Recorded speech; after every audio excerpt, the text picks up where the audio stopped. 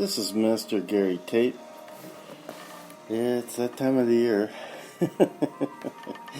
Well, I wanted to start out with the section of my book, which is Daddy, Where Are You? Healing the Child Within. Chapter 1, our lineage, father types. The first is the father, the provider, and success. Typically, this means that his work is his life. His identity, all he is, can be wrapped around his ability to financially give what his family may need. A good home, food on clothes, clothes to wear, are some of the responsibilities we men can take on. Success at the job can become more rewarding to him than what can be the challenges of a family.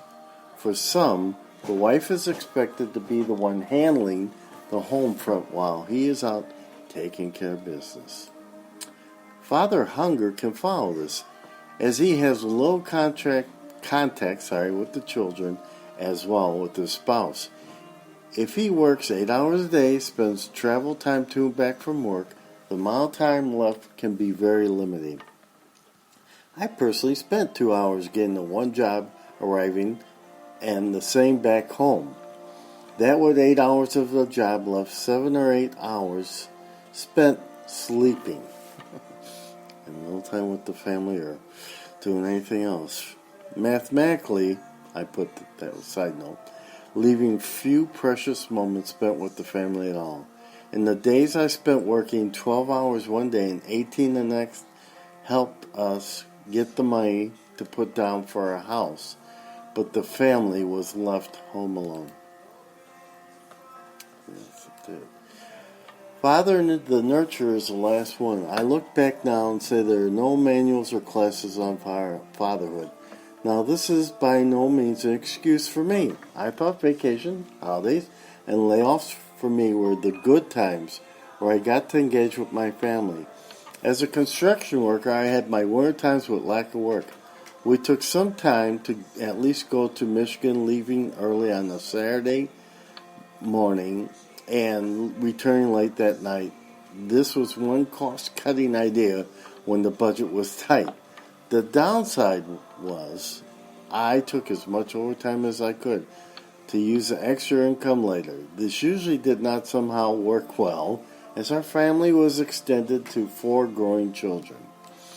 Though I made the decision to be the one who did the bring home the bacon, and I spoke to my wife that I wanted her to be a stay-at-home mom, there were meetings that had us together share what was important to each of us as a couple.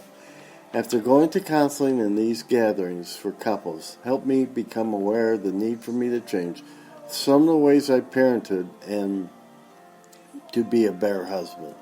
For me to articulate was not easy for me to do. There were for me many hidden hurts I did not want to share with anyone.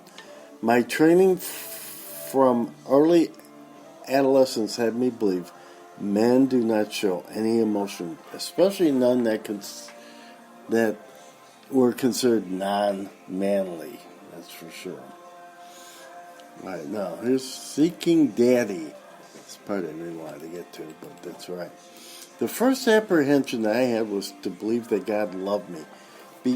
Beyond feeling accepted can be complicated by having a father showing infrequently as well no love or concern at all, as my birth father was. He was never around, actually. Or perhaps, I'm just putting this in, being molested. For these situations can set the thought as to how can God love me? Or where was God? It can be as we interact with the people around us, we can find it that it seems that we can find little affirmation. And then again, it's hard again to believe that God does.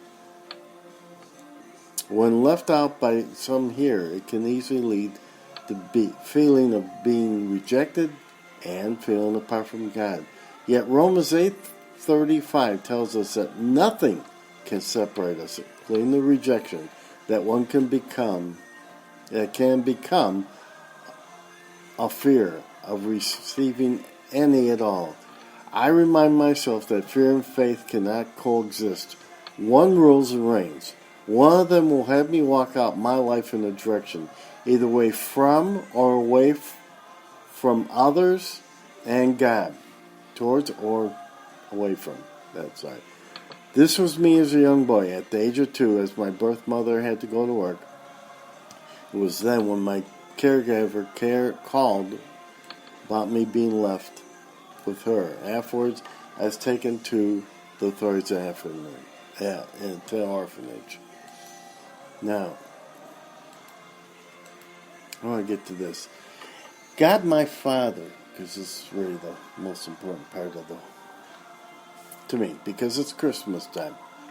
One Christmas time, as a young boy, I had proceeded into the church and noticed that the baby Jesus was in the manger.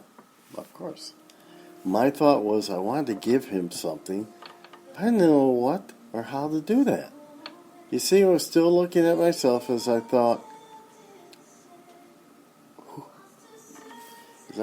looked at myself as I thought I was where I was, which included all my circumstances surrounded me up to this moment. I failed to recognize he wanted me.